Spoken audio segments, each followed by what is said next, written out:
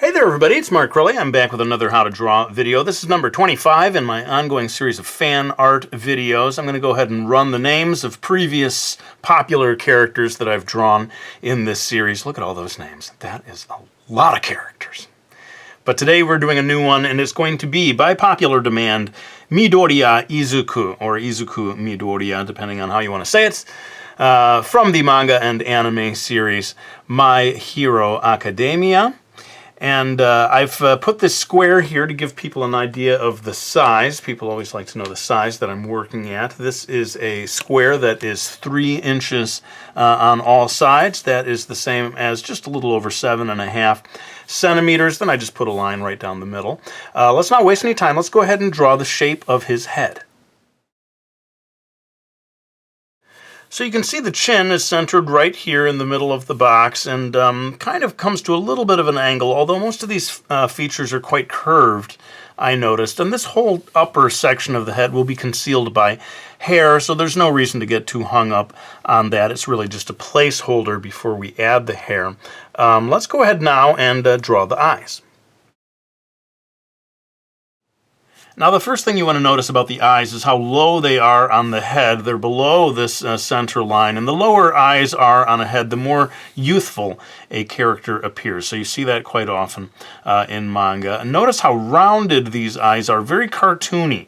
Unlike other manga series like Death Note or Full Metal Alchemist, where they're going a little more for real human anatomy, this one is really embracing the cartoony side.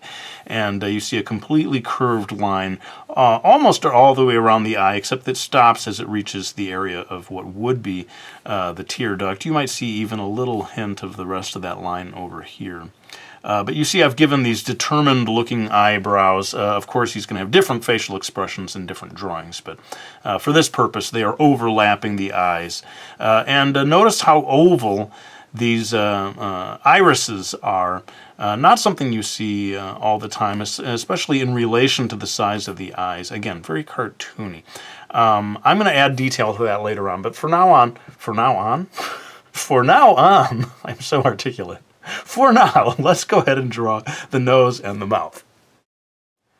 Now, you might be tempted to rush through this part because the nose is just a dash and a line for the mouth, but actually the placement of these facial features is pretty important. Notice how high the nose is, very near to the bottom of what would be the lower eyelashes, and the mouth fairly close to the edges of the contour of the chin, creating quite a gap there between the nose and the mouth. Makes this character distinctive. I would give you that advice for any character you draw. Pay attention to not just the components, the facial features, but the spaces between them, the way they relate to one another. But enough about that. Let's go ahead and draw, the ears.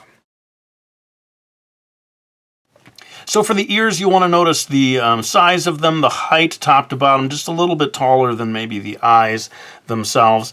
And as for these interior lines, I'm seeing different ways in different illustrations of drawing it, but I put one line around here and then just a little circle within. You don't have to get too uptight about human anatomy for a cartoony ears of this kind. Well, it's time to draw the hair. I'm going to refocus the camera just a little bit, and I'll jump in and draw, I don't know, maybe about a third of the contour. Well, sorry about that. I got carried away. I said I was going to do a third of the contour. I basically did the entire contour here. But suffice to say, you want to pay attention to the proportions of the hair to the rest of the head. He's got a really big floppy mop top of hair, and in a way that initial square can maybe help you to understand how much, by seeing how these lines go past that line of the square, you can get an idea of how big his hair is in proportion to his face. This is not the actual final contour. It's really much more detailed than that, and I'm going to be doing that part later on in real time. But this is sort of the basics of it, and you can already see that there's this kind of curving strand of hair approach. Every strand of hair that you see, at least in the illustrations I studied, they all seem to have a little bit of a curve, so he's almost got slightly wavy hair compared to some other straight, spiky-haired manga characters. Let's draw just a little simple line here for the hair across the forehead. Okay, again, greatly simplified here. This is going to become more detailed later on, but this sort of M shape can help us to get a sense of where the hair will be later on, sort of conveniently breaking, parting so that we can see his eyes. I think it's time to refocus the camera a little bit, and we're going to draw the basics of his shoulders. All right, so he's leaning forward, and that causes the head to kind of overlap the line of the shoulders quite a bit. Looks maybe a little strange, like he has no neck. What happened to Izuku's neck? But hopefully by the end of the drawing it won't look quite so strange. You can see the angle of the arms here. You know, you can give him any pose you want to, but you want to pay attention to the proportions of the head to the width of the shoulders so that the head doesn't appear too large or too small. And otherwise, let's start to move into the basic contours of this really unusual structure that goes around his neck, and I believe it's sort of the base of his face mask. Anyway, let me go ahead and draw that shape. So yeah, he has this very distinctive face mask, sort of like half of a face mask, the lower half of it that comes down in front. And you can see that I even made the line overlap his chin a little. I'll go ahead and erase in there so that you can see how that, in many of the illustrations I saw, this structure actually comes in front of his chin. And we've kind of got the basic outlines of everything. This is eventually going to become part of the costume design, but I think it's time to erase these boxy guidelines and then zoom in to start getting into real-time drawing on the face and hair. All right, so when you talk about the details of Izuku's face, you might think, well, what details? It's not a very detailed drawing style, but the truth is, with somewhat simplified faces like this, what details remain in the drawing become extra important. Now, I'm drawing a couple of highlights here to make the eyes appear just a little bit shiny, and behind each one of those highlights, I'm darkening in the sort of pupil upper section of the iris. And that is really how you, draw the eyes of Izuku in the different illustrations that I saw. To whatever degree you can actually see the irises. You see at least these three components, I suppose. The oval, the highlight, and the sort of black area of the pupil and upper section of the iris. I'm going to go in here and darken up, sort of slightly thicken up the upper section of this circle that goes around each eye. I suppose you would have to say it is both the upper and lower eyelash line. But as you get to the top of the line, I noticed it thickens up just a little bit. And the eyebrows, as far as I could see, are rather thin, certainly compared to some characters that have quite thick eyebrows. So I'm just going to add maybe a tiny secondary line there to finish that off. And one other interesting thing about Izuku's face are these little dots. I suppose they're freckles, but they are so evenly placed that I hesitate to confirm or deny that they are freckles. Those of you who know the series better than I can, you can tell me, is this a stylized representation of freckles, or is it something else? But there are these four little dots sort of arranged in a diamond shape, diamond formation. Freckles, diamond formation, activate. And yeah, you just sort of repeat that over here. But in all the drawings, pretty consistently, that's the way those dots are arranged. And that really does sort of bring us to the end of drawing the details of the face, and it's time to start moving on to drawing the hair, which is going to be considerably more challenging, or at least time-consuming. Let's refocus the camera. So you can see I erased this whole upper section of the head, which probably makes many of you say, why did you draw it in the first place? And I suppose it's not strictly speaking necessary, although for me it helps to understand the proportional size of the hair. Now, each one of these sections of the hair really it's kind of almost like a placeholder for a more elaborate arrangement of curving strands of hair. And so you can see me sort of adding as I said before, each one of them kind of curving just a little bit, adding a little more in here. And my feeling is that the way that the artist designed the character, Kohei Horikoshi, I should say, the masterful artist who created this series, I believe that it was done in such a way that the hair never looks exactly the same way twice. So you don't have to worry about getting each strand in just the right place.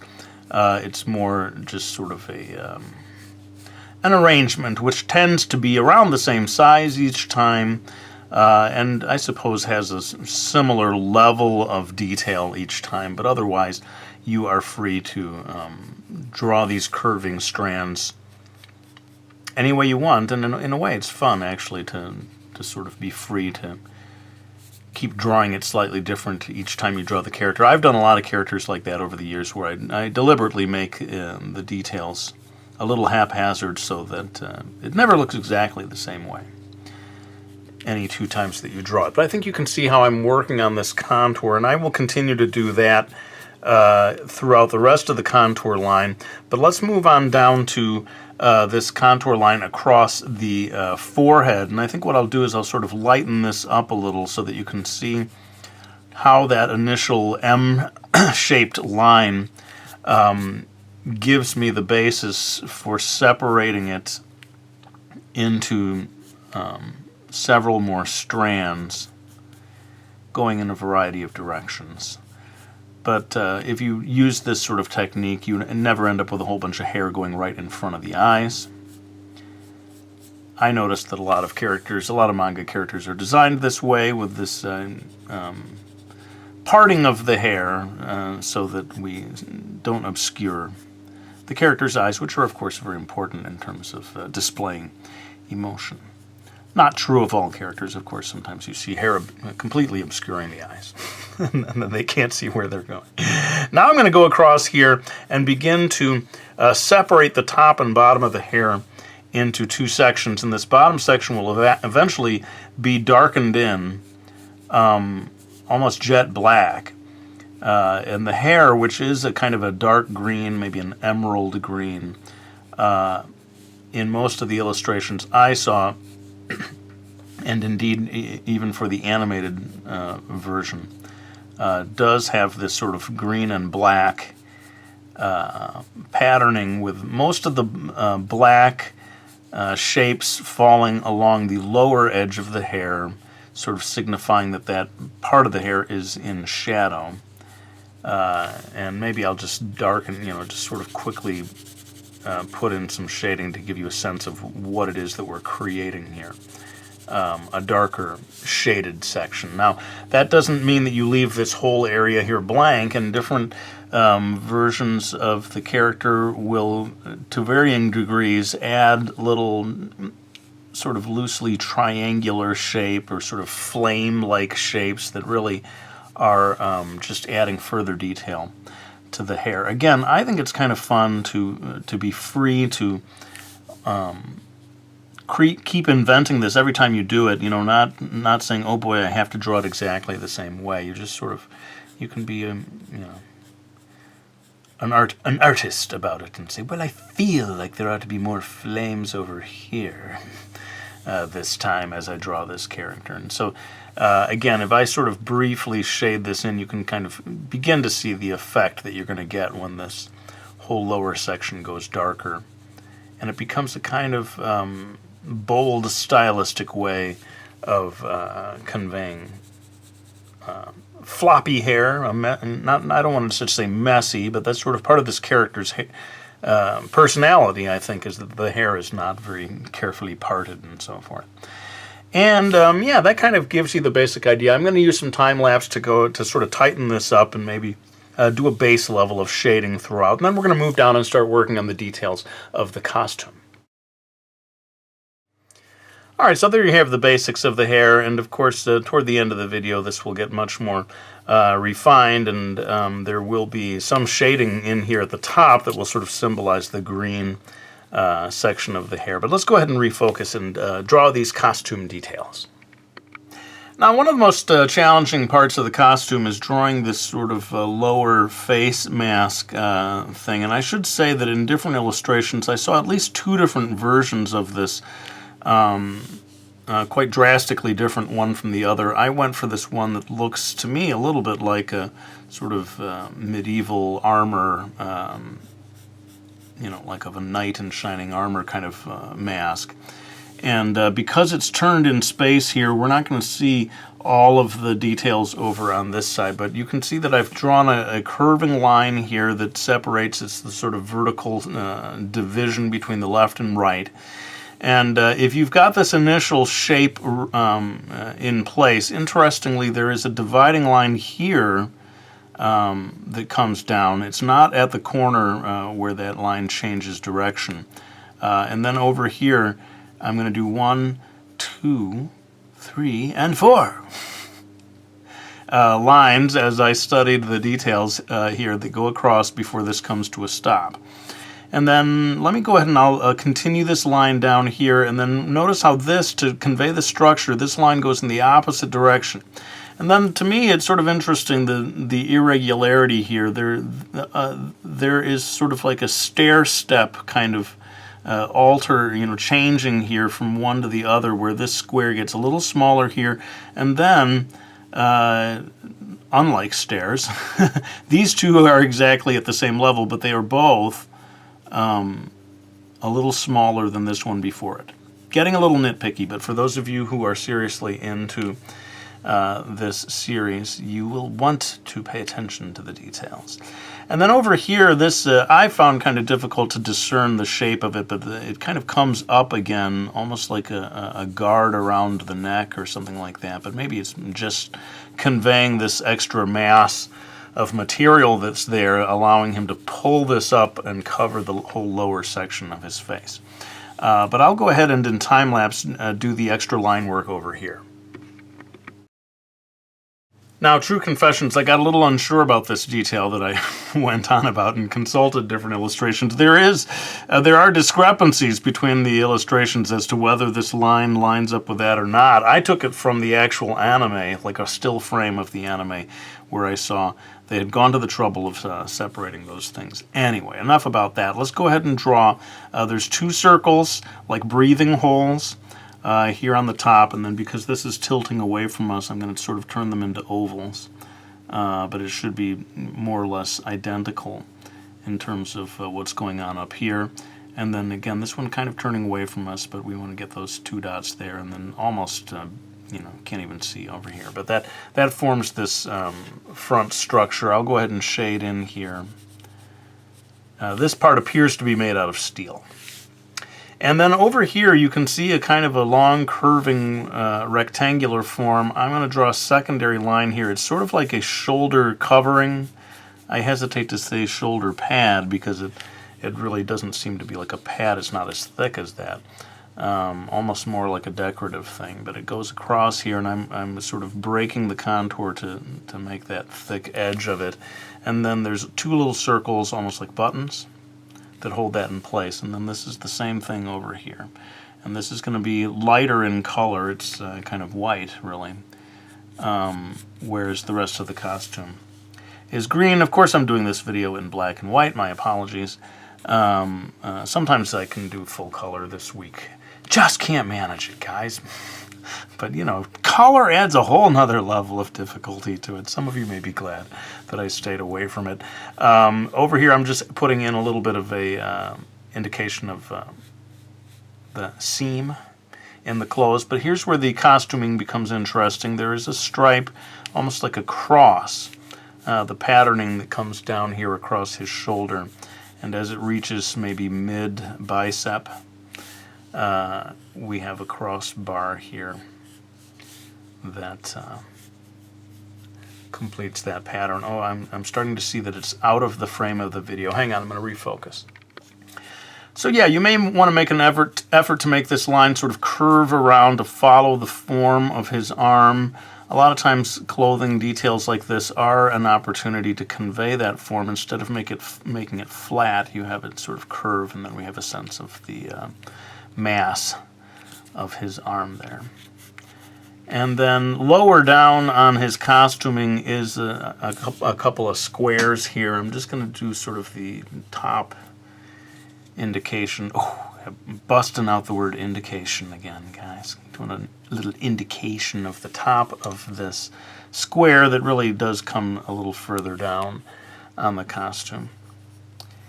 And over here, you're going to really see sort of a repetition of this cross pattern, but just seen from another angle. And I imagine that this stripe goes so far over here that you don't necessarily see it, the other side of it.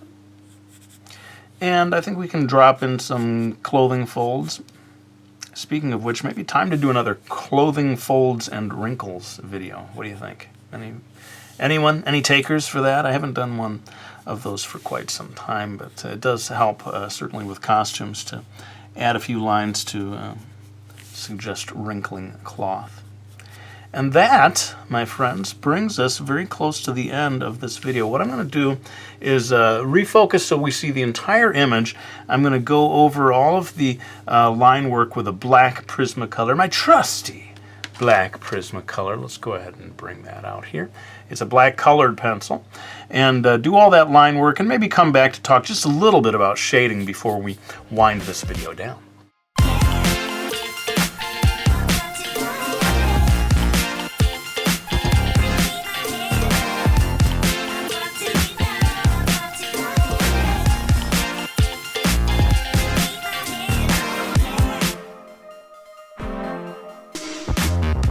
Alright, so I went ahead and did the hair. One thing I want to point out, these little shards of the kind of lighter areas of hair down here within this black shape, I think that's a nice way of conveying the idea of the lighting coming from the top and this being shading down here. Of course, the black Prismacolor is great for getting a dark shade of black there.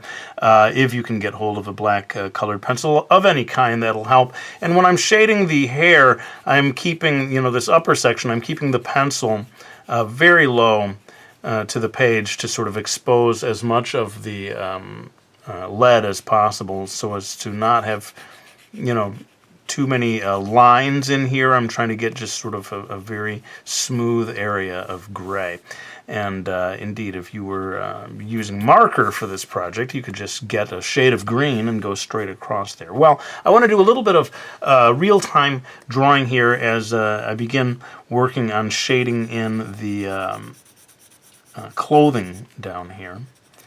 And what I want to do, for the hair up there, I didn't really do much in terms of varying the level of darkness. I thought down here I might show how you could make the lower section of it darker and convey more of a sense of cloth. I'm adding a bit of shading along the wrinkles that I drew earlier. But take care not to shade in this whole area here. These are both meant to stay white in accordance with Izuku's costume patterns. And I think what's going to happen in terms of these bars over here are those are going to go quite jet black as well, probably to match his hair. And what I'm not too sure about is whether I ought to shade too much inside here. I think I'll just sort of darken it in quite a lot because I'm not really sure what remains visible through there in terms of the cloth going down to his neck, the necular region. I maybe I'll sort of put in just a little bit of white like that, say, and leave it at that. But again, you can. I said a moment ago to leave this completely white. You don't have to make it. You don't have to stay away from shading altogether. You can add just a little touch on the lower edge of things to suggest some lighting. Sometimes just getting a little bit of shade along the edge here will help it appear more rounded. And indeed, we can do the same thing with his face rather than just leave that as the white of the page. Indeed, I think up here below the hair, it's helpful if you get some shadows being cast by the hair upon his face. And yeah, maybe that's all I have to say about the shading. I'm going to go ahead and finish this all up in time-lapse. Bring in old man time-lapse. Oh, I'm such a big fan of Izuku. I've watched every single episode. And we're going to finish this up and come back to have a few final words.